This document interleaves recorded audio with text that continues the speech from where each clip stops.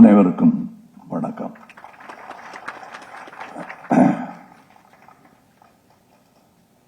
அது இப்போ 2-3 வாட்டி சொல்லிட்டாங்க.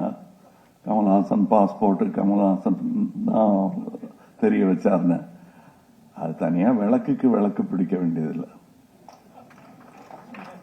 அவர் தனி ஜோதி. அவர் நான் வரலன்னா வேற யாராவது என்னை விட கெட்டிக்காரன் யாராவது வந்து வச்சிருப்பான். அதான் மோகன். I am happy we found each other.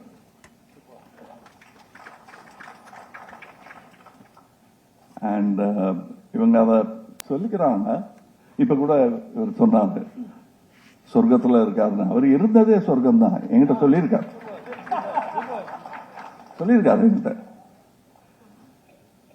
அவருக்கு அதான் பாலாஜி கூட சொல்ற அப்படியே சோப் மாதிரி கரைஞ்சு போயிடணும் பாரு. எங்கிட்டயும் நிறைய வாட்டி சொல்லியிருக்காரு. அப்படிதான் போனார் அவரு. அதான் அவர் சொன்ன வாசனை இன்னும் அப்படியே இருக்கு. சோப்பு போயிடுது. ஏன் மோகனை பொறுத்தவரையிலும் அவர் சொன்னது கரெக்டு தான். தப்பி அந்த வீட்டில் பிறந்துட்டாரு, தப்பி நான் இந்த வீட்டில் பிறந்துட்டேன், பரவாயில்ல அட்ஜஸ்ட் பண்ணி போங்கள. 2 சகோதரர்கள் சந்தித்துக் கொண்ட கதை தான் இன்று வரை தொடர்ந்து இருக்கிறது. அது நாங்க வந்து பார்த்ததும் பிடிச்சு போயிடுச்சு அப்படின்னு. நான் படிச்சதும் பிடிச்சு போச்சு எனக்கு.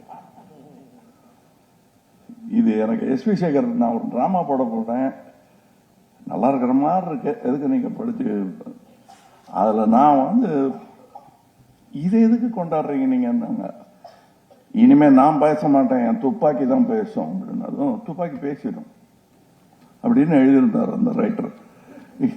இந்த ரைட்டர் எனக்கு வேணுமே. ஏன்னா அந்த டான்ஜென்ஷியல் திங்கிங் இருக்கு தெரியுமா, அது வந்து we are so used to seeing it only in the western hemisphere. இது சரியா டிரான்ஸ்லேட் ஆகாத மாதிரி எனக்கு தோணும். சில ஜோக்ஸ் சொல்ல முயற்சி பண்ண, சில விஷயங்களை காப்பி அடிக்க கூடாது. மோகனும் அப்படிப்பட்டவர் தான். மோகன் மாதிரி எல்லாம் பண்ண முடியாது. எனக்கும் ஆசையா இருக்குன்னு வேணா சொல்லலாம். அப்புறம் வர்ற ரிசல்ட்டை நீங்க தான் எதிர்கொள்ளணும்.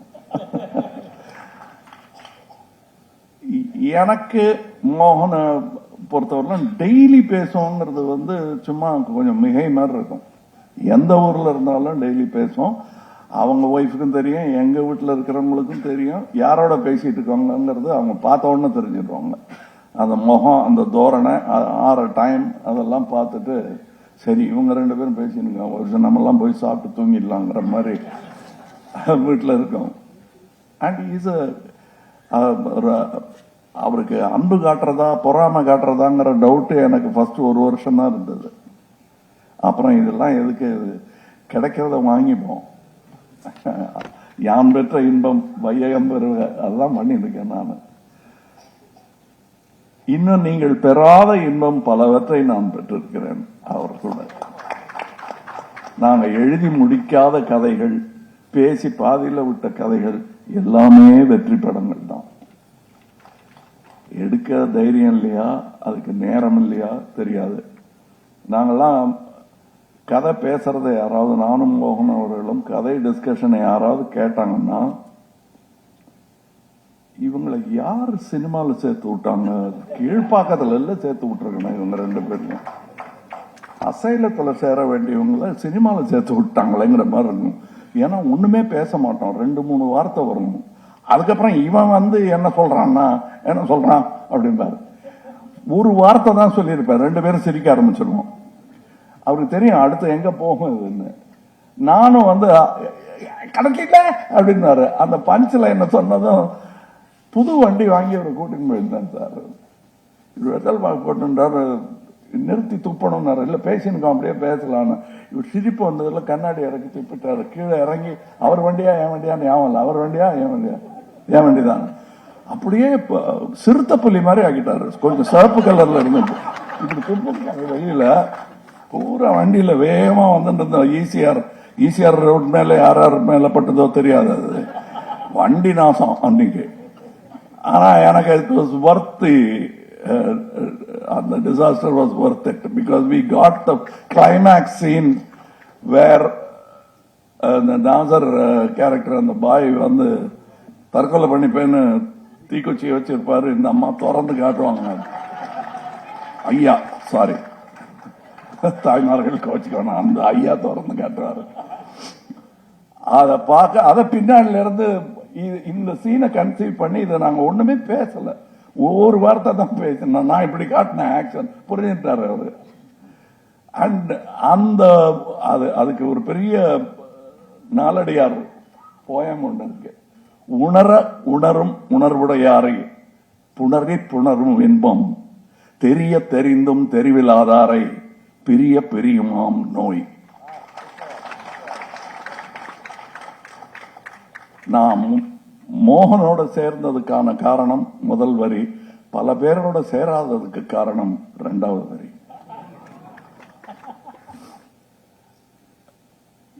இங்க பல பேர் ரவிக்குமார் நாள்லாம் வந்து எங்களுக்கு கிடைச்ச சந்தோஷமான நாட்களா தான் நினைச்சிருக்கோம் மோகன் கூட ஸ்பெண்ட் பண்ணது. ஏன்னா மோகனை இந்த மேடைக்காக நான் பாராட்ட வேண்டிய அவசியம் இல்லை, அது உங்களுக்கு தெரியும் எனக்கு தெரியும். அந்த குவாலிட்டி ஆஃப் அ பர்சன் இருக்கு இல்லையா, அது வந்து அவர் எழுதின டிராமாவை விட பெருசு. அந்த மாதிரி மனிதனாக இருப்பதும் காழ்ப்பு வன்மம் இது எதுவுமே கிடையாது சார் அவருக்கு. தெரியாது அவருக்கு. நான் இப்ப சொன்னாங்க இல்லையா, பணம் கொண்டு போய் வீட்டில் தான் கொடுப்பேன்னு. கிரெடிட் கார்டு இப்ப வச்சுட்டீங்களா? இப்ப இல்ல, இன்னி வரல கிரெடிட் கார்டு கிடையாது இந்த குடும்பத்துக்கே. they are not plastic, they are real stuff.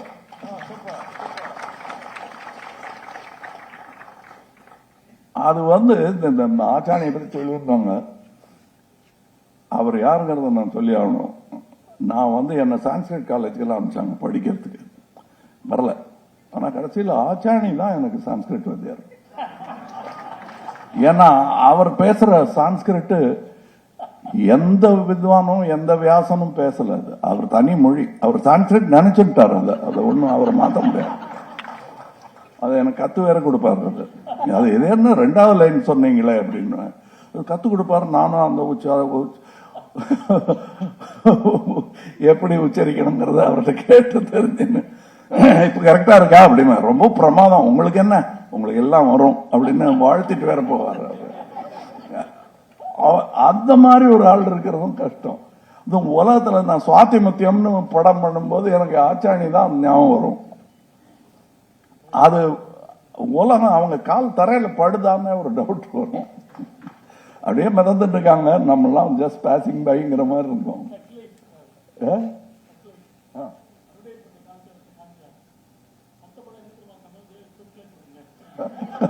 அதான் அதான் அதான் ஆச்சாணி. அடுத்த படம் துக்ளக்குன்னு ஒண்ணு நடிக்கிறார். ஷோ புரண்டு படுத்திருப்பார் அங்க.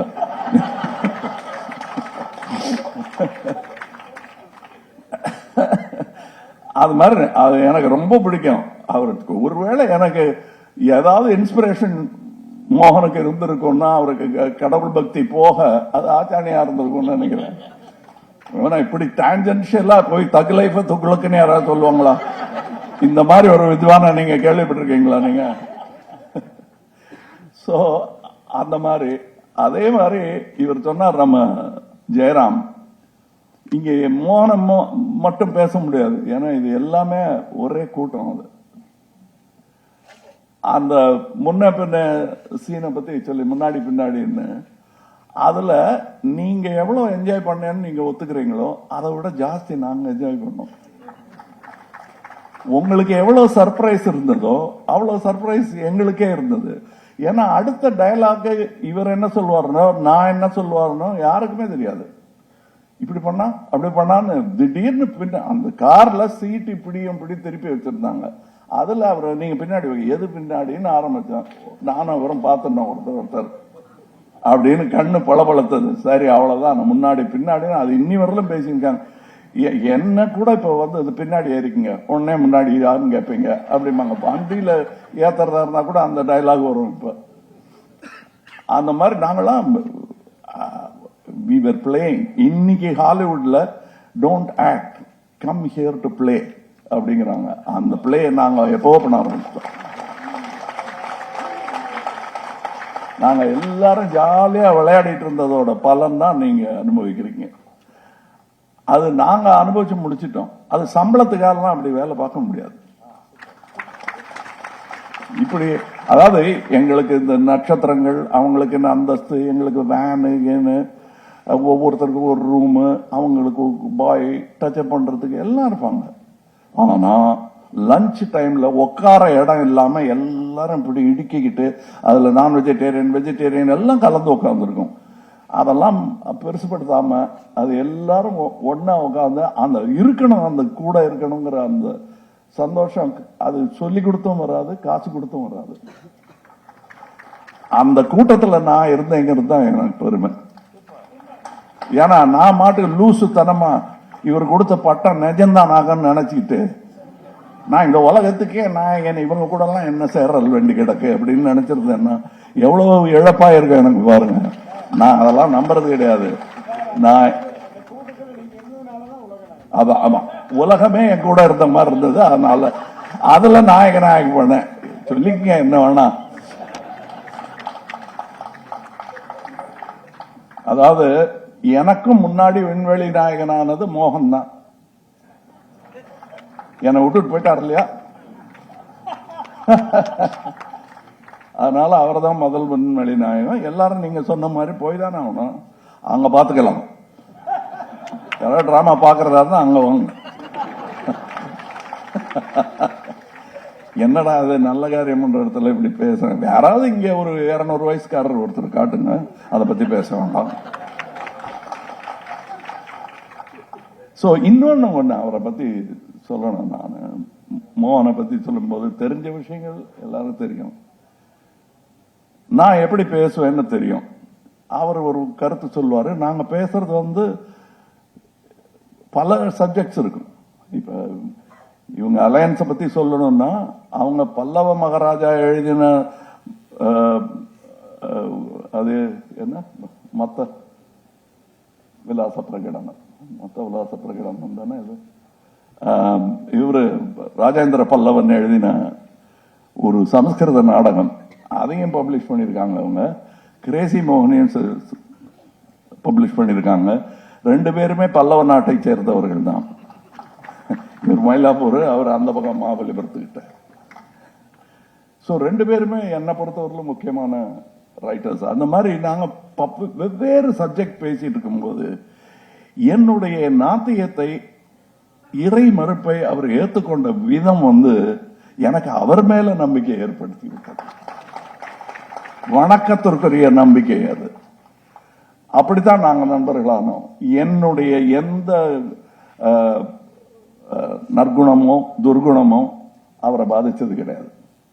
எல்லாத்தையும் சேர்த்து தான் I come with the packet, அதை எடுத்துக்குவார். அது மாதிரி அதே மாதிரிதான் அவர் தன்னுடைய கருத்தை திணிக்க மாட்டாரு. இவரெல்லாம் அப்படி இல்லை.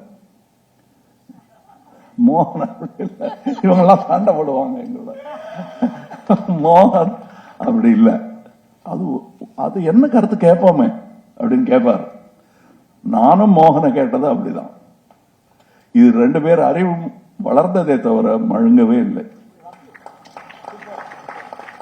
அதற்கு அப்படி ஒரு சாணைக்கல். இதுல யார் கல் யார் கத்தின்னு எங்களுக்கே தெரியாது. எப்போ உரசிச்சுன்னு கூட தெரியாது எங்களுக்கு. ஆனா ஷார்ப்பா இருந்ததுக்கான காரணம் இந்த மாதிரி நட்புகள் தான். இந்த புஸ்தகத்தை போட வேண்டியது ரொம்ப முக்கியம். இங்க இனிமே உவேசாலாம் வருவாங்களா தெரியாது. இந்த மாதிரி இருக்கிறது தான். இதை நம்ம தான் கடமையா எடுத்து செய்யணும். அது பண்ணியே ஆகணும். அப்படி இன்னைக்கு யோசிச்சு பாருங்க. அந்த மாதிரி ஒருத்தர் பைத்தியக்காரத்தனம் நம்ம போய் தேடி ஊர் ஊரா தேடி இது பண்ணலன்னா தமிழ்னு சொல்லிக்கிறதுக்கு என்ன மிஞ்சம் நமக்கு? இது நம்ம கடமை. இது நம்ம இருந்தோங்கிறத சொல்லிக்கிறதுக்கு இது மட்டும்தான் சான்று. நீங்க கல்லறை எல்லாம் காட்டக்கூடாது, சாம்பல் எல்லாம் காட்டக்கூடாது. இதுதான் சான்று, இதுதான் ஹோப். நாளைக்கு நானும் எழுதுவேன், நீங்க பப்ளிஷ் பண்றதுதான் கரெக்ட். 10 நாடகம் போடட்டும். இன்னும் நான் உங்ககிட்ட சொன்னேன், இன்னைக்கு 2 இளைஞர்களை இன்ட்ரடியூஸ் பண்ணீங்க. நீங்க இன்னும் நிறைய இளைஞர்களை சேர்த்துங்க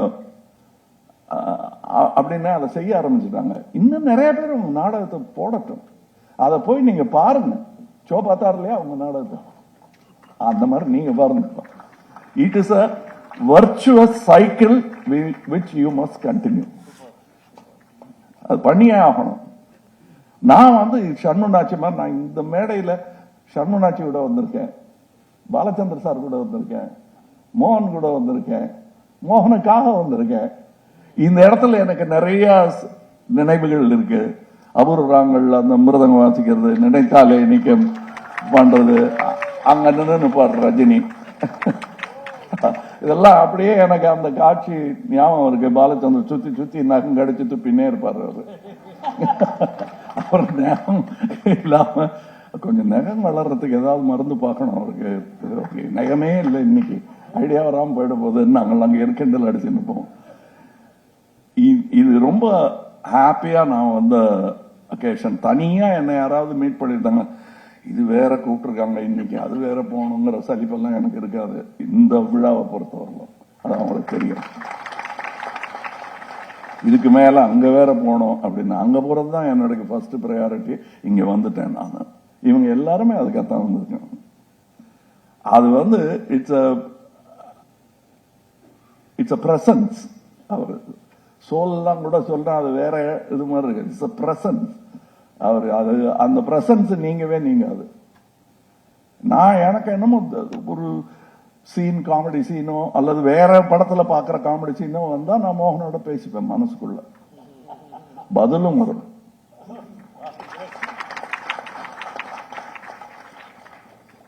So it's a good thing. I'm part of a good publication which is happening today. இன்னும் நிறைய பண்ணுங்க. 120 வருஷங்கிறது வந்து உங்களுக்கு தெரியாது. சினிமா கம்பெனி நடத்துற என்ன கேளுங்க, நான் சொல்றேன். 45 வருஷமா நடத்திட்டு இருக்கேன். எவ்வளவு கஷ்டங்கிறது எனக்கு தெரியும். ஏவிஎம் கேளுங்க, 75 வருஷத்துக்கு மேல நடத்திட்டு இருக்காங்க. அவங்களுக்கு தெரியும் எவ்வளவு கஷ்டம். அதுவும் புக் பப்ளிகேஷன், படிக்கிற பழக்கம் குறைந்து கொண்டு வரும் காலம். ஆனா கவலையப்படாதீங்க, டிஜிட்டலி படிப்பாங்க. கண்டிப்பா அது நடக்கதான் போகுது. லாங்குவேஜுக்கு ஒரு மரியாதை எப்பவுமே உண்டு. நான் அரசியல் பேசுறேங்க, எப்பவுமே உண்டு. அதுல கை வைக்க முடியாது. அது எந்த டிஜிட்டல் எந்த டெக்னாலஜி வந்தாலும் லாங்குவேஜ் இருக்கும். அதை அது செழுமைப்படுத்தும். கல்லுல கீத்தா எழுதின மொழி இன்னைக்கு வட்ட வட்டமா இல்லையா? டைப்ரைட்டருக்கு தன்னை அசிமுலேட் பண்ணிக்கலையா? அந்த மாதிரி நடக்கும். சினிமாவை அதை நோக்கி நகர்ந்து கொண்டிருக்கிறது. எனக்கு என்ன இதெல்லாம் இருந்து அவருக்கு எல்லாம் இருந்து அவர் வரைய ஆரம்பிச்சிருந்தாருன்னா என்னென்னமோ போயிருக்கோம். கேசவ் அவர்களுக்கு தெரியும். நாங்க அன்பே சிவம் ஷூட்டிங்னு நினைக்கிறேன். அந்த கடைசி சீன், பொழைச்சு போன்னு சொல்ற சீன் போது மழை வந்துருச்சு. நாங்க 3 பேரும் ஒதுங்கி ஷட்டருக்கு பின்னாடி நின்றுட்டு இருந்தோம். அண்ட் அது ரொம்ப சந்தோஷமா இருந்தது. It's a matting of minds அங்க நடந்தது. வெவ்வேறு துறை எல்லாருமே. அதெல்லாம் எனக்கு ஞாபகம் இருக்கு. அண்ட் அவரு தப்பா காசிப் பண்ணி நான் பார்த்ததே கிடையாது. காசிப் கூட ஒரு ஜோக்கா தான் வரும். உழுது புரண்டு சிரிச்சிருவோம். என்ன சார் இது, ஐயோ நான் சொன்னேன்னு சொல்லிடாதீங்க. அவர் ஏத்துக்காத ஜோக் வந்து படால்னு ஏதாவது வந்துடும் அவருக்கு. அதுல யாராவது சம்பந்தப்பட்டு அதுல ஹர்ட் ஆயிடுவாங்கன்னு தெரிஞ்ச, சார் நான் சொன்னேன்னு சொல்லிடாதீங்க சார், இது ஏதோ வாயில வந்துருது அப்படிம்பாரு. He is so kind. And சில விஷயங்கள் நான் சொல்லாம என்ன தெரியல, வித் பர்மிஷன் சொல்றேன். அவருக்கு உடம்பு சரியில்லாத போது எனக்கு தெரியல. நான் அவங்க அப்பா வேற காலமாயிட்டாரு. நான் அவரை கூப்பிட்டு, அப்போ வாய் கொஞ்சம் குளர்ற மாதிரி இருந்தது. நான் என்ன அப்பா இல்லைன்றதுனால தண்ணி போட ஆரம்பிச்சிட்டீங்களா நீங்க அப்படின்னா, இல்லையே இந்த கதையெல்லாம் விடாதீங்க, பாம்பின் கால் பாம்பரியன் அப்படின்ட்டு நான். அவர் கொஞ்சமா சிரிச்சுட்டு, சரி நான் வேணா அப்புறம் ரொம்ப குளர்றது என்ன அப்படின்னாரு. பாருங்க எங்கிட்ட டபாக்க முடியாது அப்படின்ட்டு வச்சுட்டேன். அப்புறம் கூப்பிட்டு சொல்லியிருக்காரு, நீ வேணா போய் சொல்லிடு எனக்கு உடம்பு சொல்றேன்னு. என்னை வெஞ்சுட்டாருன்னாலும் அது அண்ணன் சொல்ற வார்த்தையே கிடையாது, தம்பி சொல்ற வார்த்தை அது. பட் அண்ணன் சொன்னார் அது. எனக்கு ஒரு அண்ணன் வாய்த்த மாதிரி மோகனுக்கு இப்படி ஒரு தம்பி வாச்சிருக்காரு.